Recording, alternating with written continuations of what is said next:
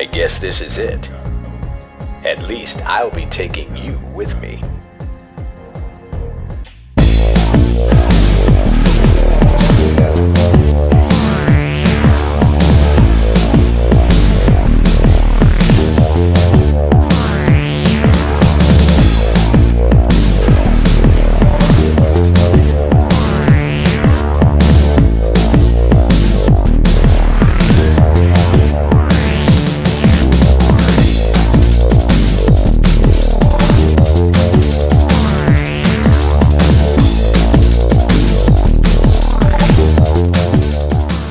Hello everyone, this is Core and we're back with our next installment of Armored Core August. This time we're featuring Armored Core 2, Another Age, the only expansion for Armored Core 2. But before we begin, I'd also like to thank HaloOwl for his lovely artwork and the large variety of thumbnails the dude has cranked out. I'd also like to ask y'all to support the content with a like and comment down below your experiences with Armored Core and your thoughts on the video so far. Now let's get started on the story and development side of things, shall we?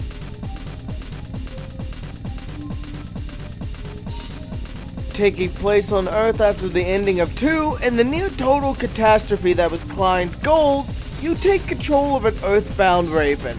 The EarthGov is currently dealing with the fallout of the destruction of their Mars-side government, as well as the fact that many of the corporations and their wars against the government as they vied for control. The government has also had to put their plans off for rebuilding and resettling the surface and instead focus on military buildup, which has caused discontent and caused new factions such as the Indies to rise up against the government and the corporations which have oppressed them for so long. Now this game, you don't have a huge influence on the story unlike other games. Released in 2001, this game is mostly a slice of life, except the slice of life is as a mercenary working for the highest bidder and not getting politically involved, only taking the job of whoever's paying. You can either like or dislike this, but ultimately it's not a big deal if you're just here for the mecha violence, which in this case the game has plenty to cover you. Development history is also scarce for this entry, but there's been a good variety of gameplay quality of life improvements made which definitely help. So let's get to those in the gameplay, shall we?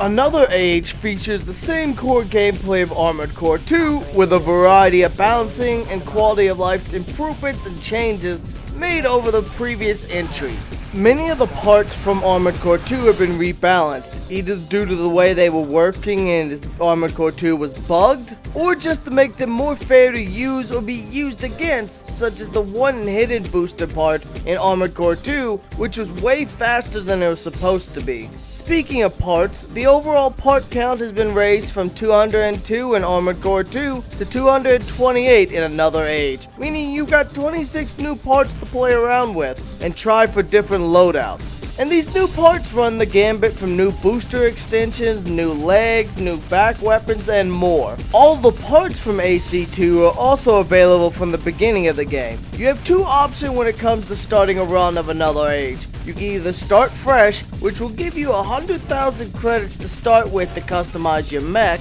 or much like the PS1 entries, you can import your save data from AC2, allowing you to continue this game with all of your progress, equipment, loadouts, and money. There's also no trial mission unlike in previous games, so you won't miss any story or gameplay by importing your previous save from AC2. Now one glaring change from Arena Core 2 is the arena mode, which has been removed for this entry, meaning you can't grind up the arena to earn cash, but to make up for it, there's over 100 missions. 103 if you count 3 secret missions, only obtainable by completing all the other 100 base missions. There's also a pretty nice variety to the missions once you dig into them, because at the beginning they feel very samey. Go here, kill this, go here, kill that. But once you get some way in, the variety really opens up. Like in one mission, you go to this secret lab and find the source of these giant fire-breathing fleas, or you stealth around the city picking off MTs without the other MTs being alerted,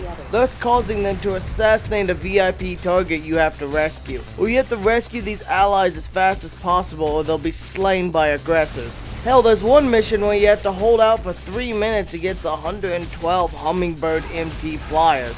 And the more you destroy, the more money you get. There's actually a few last stand sort of missions like that. A few missions even play like arena mode in AC2, being just a showdown between you and another Raven. Though unlike arena mode, you still pay for spent ammo on repairs, which is a bit annoying. Now there has been a number of UI and control quality of life improvements that really do bolster the gameplay nicely. First up being the menu UI has now been changed so that if you scroll up from the top of the list, it'll take you to the bottom of the list and vice versa. So now you don't have to scroll all the way from optional parts to get back to head parts in the shop or garage and vice versa. Certainly convenient. Another UI related change that's more relevant to the gameplay is now when a target reticle lock shows if you're aiming at an enemy that they're behind cover, such as a door or wall or box. When the reticle is green, that means they're unseen, but when they're red, you're free to make them dead. Honestly, it's a nice change there, because I don't know how many times I've shot at something off in the fog wall distance just to wonder why the hell I'm not hitting them.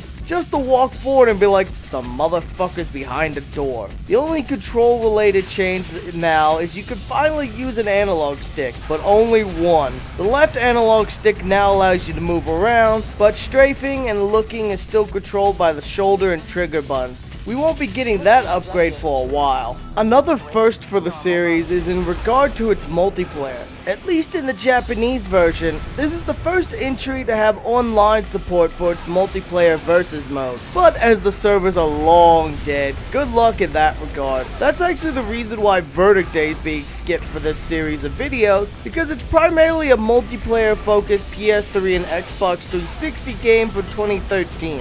I highly doubt it has any active player base, even if it is still online. This game also retains its difficulty, as the AI does seem to be smarter than it was in previous entries, allowing the enemies to really get one over on you every now and then. I will say the higher amount of missions is both a good and a bad thing. It's good for the fact that there is a lot of gameplay variety and plenty of meat to chew through, but it can also be annoying as some of the missions feel samey, where they're either the same objectives repeatedly, or such as in the Whiteland area, 3 of the 5 missions available in that region take place in the same map, just with a few new rooms each time you enter. Speaking of regions, all the missions are located throughout a variety of regions, in which only a handful of missions are available for the start, but as you complete missions you unlock a few more, with the max of region having is 9 missions total. As you complete regions, they'll turn blue indicating completion, and you'll all to be rewarded in one of 2 ways. The first is unique parts added by this game, which are given to you, or you'll unlock new regions, which adds more missions that you can complete. Enemy variety is also definitely a good thing in this game, as there's lots of new enemies, such as the first 2-phase standard enemies, that being the Cradle MTs. These suckers are flyers with a walker MT attached, that when the flyer is destroyed, the walker would dismount, coming crashing to the ground and engaging you in combat itself, which is a really cool concept. There's also new biological-based weapons, such as giant fleas that jump around the battlefield spewing fire from their mouths, making them some of the few enemies that focus on building your heat gauge instead of outright damage, which previously was primarily a worry in the arena mode or multiplayer. Oh, and speaking of heat gauge, now the overboost system, when engaged, has an actual downside associated with it. So when you fire it up, you have to worry about the several hundred degrees your mech's heat will spike, making it easier for your foes to further push your gauge into the danger zone. As well as if you fire it off too quickly in succession, you'll burn yourself out, causing lots of heat damage. Overall, despite the lack of the series staple of arena mode, this entry further refines and expands upon the gameplay built by previous entries, especially with the first partial introduction of analog stick use, which will be added fully later on in the series. Now let's cover how this game looks, shall we?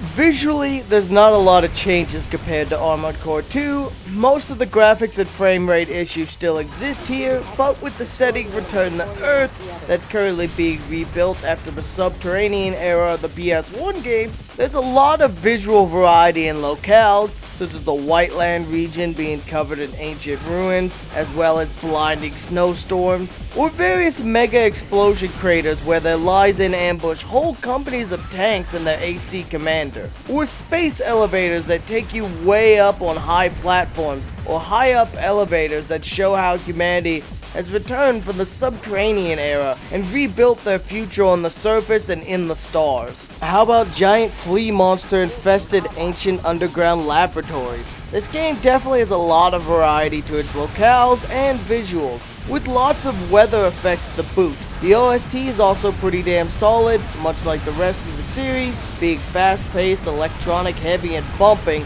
filling out the atmosphere nicely, and I could see any mecha pilot just blaring it in their headphones while they fight their way through the battlefield. Performance-wise, there are not much changes from Armored Core 2, the gameplay runs mostly smoothly until big explosions, or mini enemies show up, then it may slow down, but not much difference either way.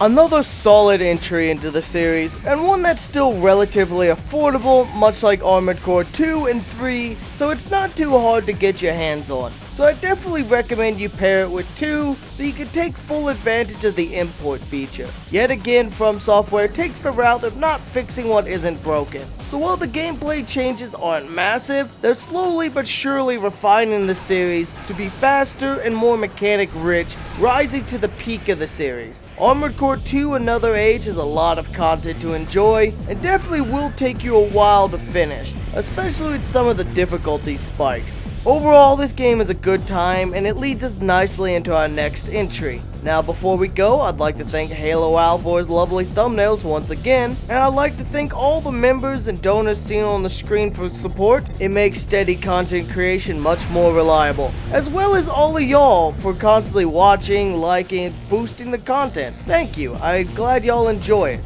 I'd like to also ask y'all to support the content again, and I'll see y'all next time in our next entry of Armored Core August, as we cover Armored Core 3 for the PlayStation 2, and much later for the PSP. That one is one of my favorites in the series.